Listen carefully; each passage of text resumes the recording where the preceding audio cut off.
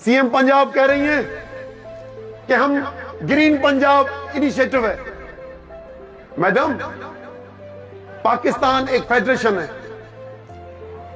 आप अगर हमने तो पानी सब दरियाओं का मिला दिया है।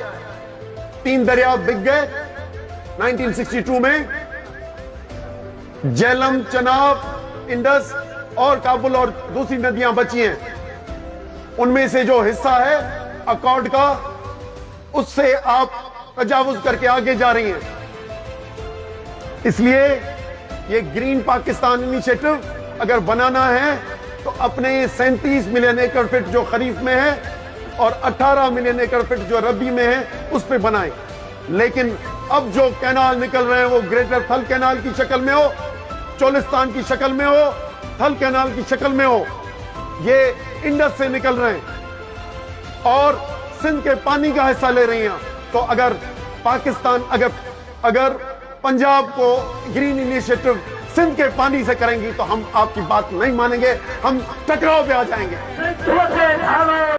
सिंधु दरिया ते गैर कानूनी कैनालनि खिलाफ सिंध यूनाइटेड पार्टी JDA समेत मुख़्तलिफ़ जमातुनि तरफ़ां सिंधु ते कैनाल नामंजूर जो नारो हणी बेदारी मार्च करी वई आहे।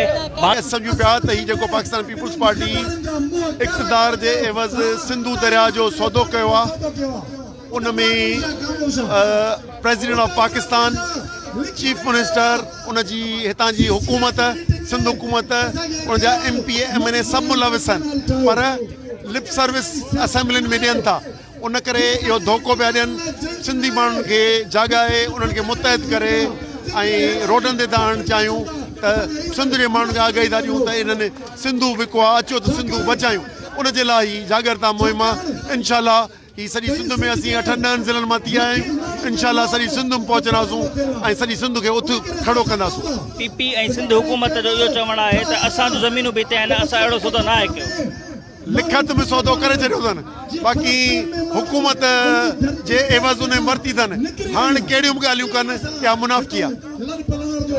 असांजा एहतजाज हलंदा रहंदा ऐं अगरि क़यादत फ़ैसिलो कयो त रोड रस्ता महीननि हफ़्ता छा महीननि जा बंदि थींदा। सैयद मुराद अली शाह बि तव्हांजी एहतजाजी तहरीक खे महज़ प्रोपेगेंडा जो नालो थो ॾिए। साईं मुराद अली शाह जो ज़हनी तवाज़ो दुरुस्त न आहे। इलाही दफ़ा चई चुको आहियां। साईं मुराद अली शाह जेको 2013-14 जे अंदरि क़ुरान शरीफ़ कयो न, उनखे पोइ साईं जो दिमाग़ी तवाज़ो सही न आहे, मूंखां वॾो आहे, इनखे साईं तव्हां कमेंट कोन कंदो छॾियो आहे। तव्हां हिकिड़े पासे हा करे आया आहियो, ॿिए पासे वरी कूड़ो नाटक पिया कयो त असीं राज़ी न आहियूं। इहो ईअं आहे जीअं कालाबाग डैम हो, हिकिड़े पासे हा करे आया, बजट रखी आया। इहो ईअं आहे जीअं ॿिटो निज़ाम हो। इहो ईअं आहे जीअं सिंध जा पेट खपायूं वरी यू टर्न कयूं। हिन वक़्तु पे केरु बि 8 जुलाई 2024 सदर ज़रदारी वटि जेको इजलास थियो आहे, उनजा मिंट कढे उन में सभु शइ ज़ाहिर थी वेंदी। ड्रामेबाज़नि, कूड़ान, इन ते को भरोसो न आहे। बहितरीन हिननि लाइ पैगाम इहो आहे जेको फ़ैसिलो सदर आसिफ अली ज़रदारी 8 जुलाई ते कयो उहो वापसि वठे।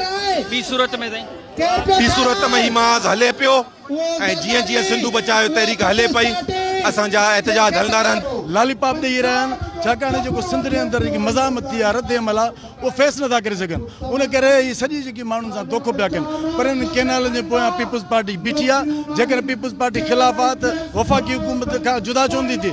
सूबा असेंबली मां कैनालनि जे ख़िलाफ़ करारदाद चवंदी पास कराए, सेनेट मां करारदाद। उन करे सिंध जे आवाम सां धोखो करे रहिया आहिनि। पीपुल्स पार्टी इन मनसूबे में शामिल आहे, छाकाणि त हुनखे इक़्तिदार मिली इन शर्त ते आहे त तव्हां कैनाल ठाहे ॾियो। हीअ जेको ग्रीन पाकिस्तान इनिशिएटिव नाले ते सिंध जो ज़मीन ॾियो, उन करे हीअ सॼी साज़िश जे पोयां पीपुल्स पार्टी आहे। पर सिंध जा लखे गैरतमंद माण्हू, हीअ छाकाणि त असांजी ज़िंदगी मौत जो मामिलो आहे। दरिया ते जेकर हीअ कैनाल ठही आहे त तव्हांजे दादू कैनाल, रईस कैनाल समेत सभु जेकी ज़मीनूं बंजर बणिजी वेंदियूं। उन करे सॼी जदोजहद जेकी आहे असांखे दरिया हर सूरत में कैनालनि जे ख़िलाफ़ मज़ामत कंदासीं। ऐं पीपुल्स पार्टी जेकॾहिं पंहिंजे कौल ऐं फेल में दुरुस्त आहे, अमली तौर ते वफ़ाक़ी हुकूमत खां जुदा थिए। पर न त असां सम्झूं था त हीउ धोखो आहे ऐं हिननि धोखे जी क़ीमत हिननि खे मुस्तक़बिल में ॾियणी पवंदी। सिंध जा गद्दार लिखिया वेंदा। मुराद अली शाह छाकाणि CCI में लिखी ॾेई वियो आहे सिंध जो वॾो वज़ीर आहे उन करे असां उनखे सिंध जो गद्दार था सम्झूं उन सां गॾोगॾु जेके बि असेंबली मेंबर आहिनि सभु जेकॾहिं मुजरमान ख़ामोशी आहे सिंध जो सौदो कंदा त असां उनखे माफ़ु न कंदासीं। MP MLA वज़ीर जेके आहिनि उन्हनि जूं ज़मीनूं बि त आहिनि